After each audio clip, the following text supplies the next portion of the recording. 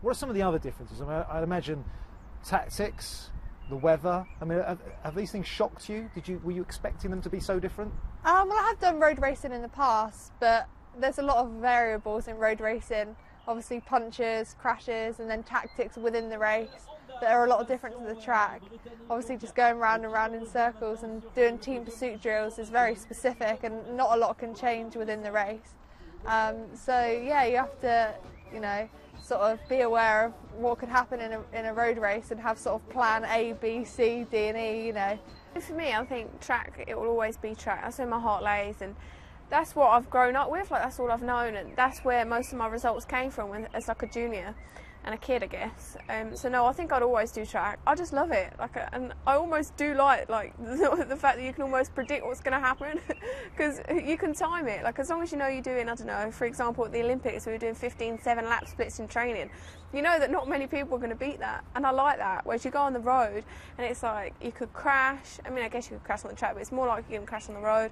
Could go out the back on a hill. I've been really overwhelmed at the response since the Olympics. There's so many people now sending messages on Twitter or Facebook or emails to my website or messages saying like, where are you racing next, where can we come and watch you, and wanting to support me. And I was quite surprised about that, because women's cycling was a lot smaller before, but I think the Games really highlighted, well certainly the women's road race, Lizzie Armitstead getting silver was a massive achievement, and then us three girls winning on the track as well. I think in the UK there's so much more interest now around it, and hearing the news there's going to be a women's tour of Britain next year is really exciting. I think that's probably the next step forward that we can do in the UK, host some big women's races. We've done well with the Tour series, having women's races there and them getting on TV, but I think holding some UCI races will be the next step up.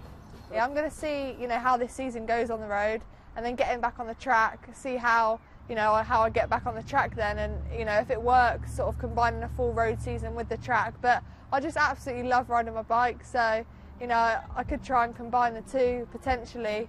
I'd love to do that. The more bike racing I can do, the better, really. So the dream would be that they put a third event in for the endurance riders, and then maybe 3 golds at the next one, you never know. And then I'll see after that what I want to do. Maybe road Olympics after that, you never know. If it all goes well.